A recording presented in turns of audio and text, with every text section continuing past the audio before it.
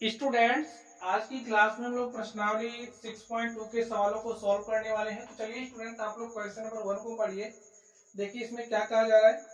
इसमें कहा जा रहा है आकृति 6.23 में कि यदि ए बी समांतर सी डी, हमें क्या दिया गया है, ए बी समांतर सी डी दिया गया है। तो चलिए हम लोग साथ में लिखते भी चलते हैं। तो हमें दिया गया है जो हमारी ए बी है वो समांतर है सी डी के, सी डी समांतर ई एफ है। और हमें क्या दिया है,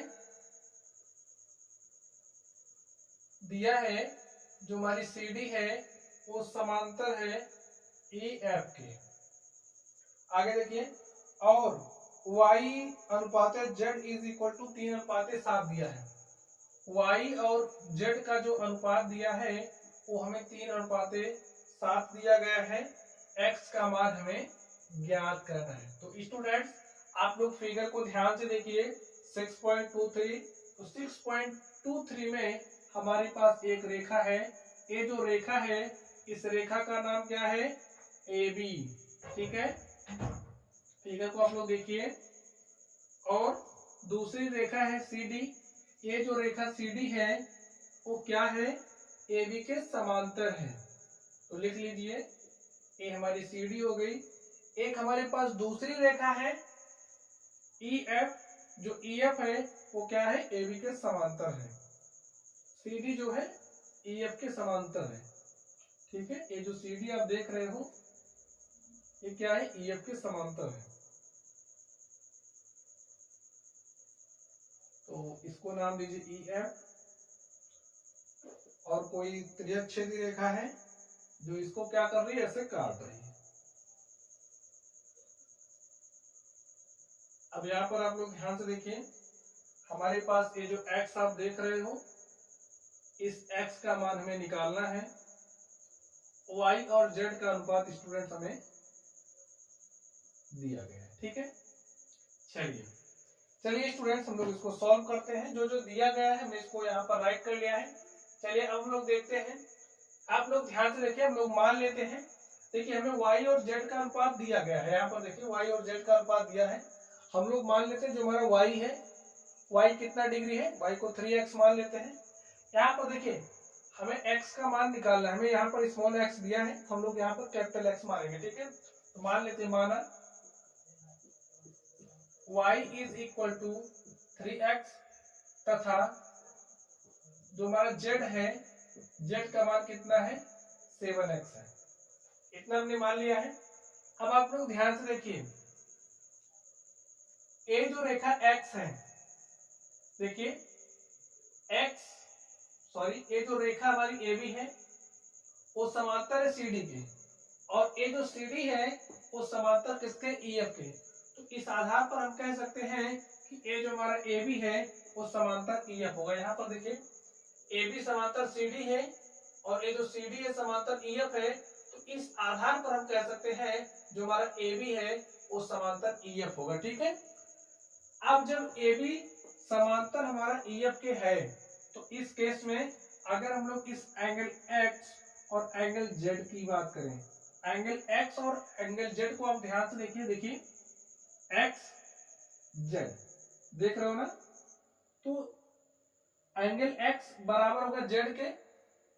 लिखिए एंगल x बराबर होगा एंगल z के।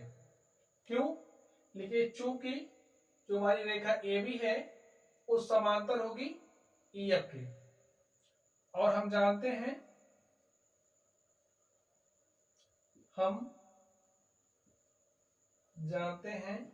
जो हमारे एकांतर कोण होते हैं क्या होते हैं, बराबर होते हैं। एकांतर कोण बराबर होते हैं। ठीक है,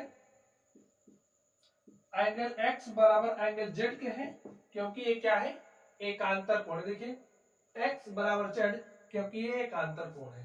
अब स्टूडेंट आप लोग ध्यान से देखिए, इसको हम मान लेते हैं समीकरण नंबर 1 और इसको मान लेते हैं समीकरण नंबर 2। समीकरण नंबर 2 से z के स्थान पर हम लोग 7x लिख सकते हैं। तो यहाँ पर जो हमारा एंगल x है वो बराबर किसके हो जाएगा, 7x है। इसे मान लेते हैं समीकरण नंबर 3। ठीक है, अब आप लोग ध्यान से देखिए,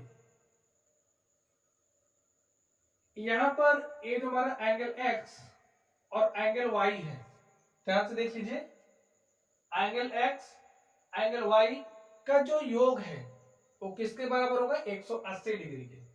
लिखिए angle x plus angle y बराबर होगा 180 डिग्री के। क्यों बराबर होगा, लिखिए चूंकि, अब आप ध्यान से देखिए, ये जो रेखा AB है ये समांतर है किसके, CD के।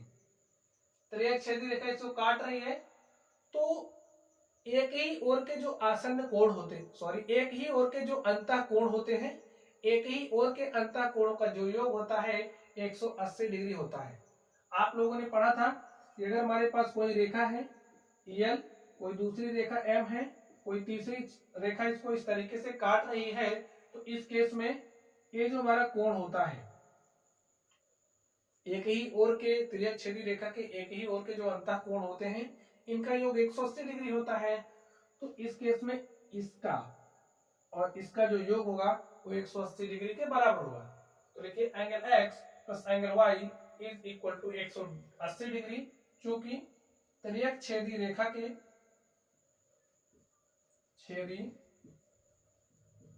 के एक ही ओर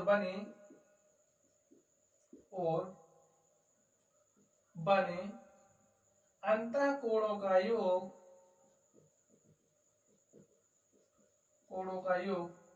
180 डिग्री होता है। ठीक है स्टूडेंट, चलिए अब यहां पर देखिए एंगल x का मान कितना है, 7x, और एंगल y का मान है 3x। तो लिखिए समीकरण 1 तथा 3 से,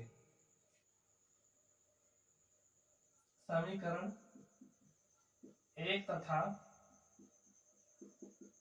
3 से, 1 तथा 3 से क्या हो जाएगा, x का मान आप रखिए 7x, और स्टूडेंट देखिए यहां पर हमने क्या माना है, कैपिटल X। ठीक है, तो आप कैपिटल X कर लीजिए क्योंकि स्मॉल x दिया है। ठीक है, तो एंगल x हमारा 7x के बराबर, यहाँ पर 7x प्लस y का मान कितना है 3x, 3x is equal to 180 degree. तो 7x प्लस 3x कितना हो जाएगा 10x, 10x बराबर 180 डिग्री, और x बराबर क्या हो जाएगा 180 बटे में 10 बराबर 18 डिग्री। जो हमारा कैपिटल X है, कैपिटल X का मान आ गया है 18 डिग्री।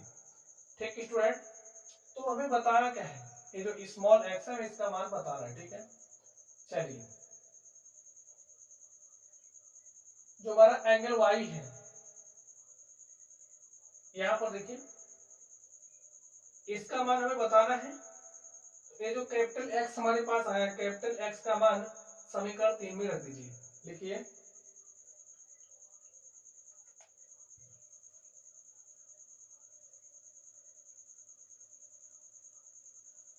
जो हमारा कैपिटल X है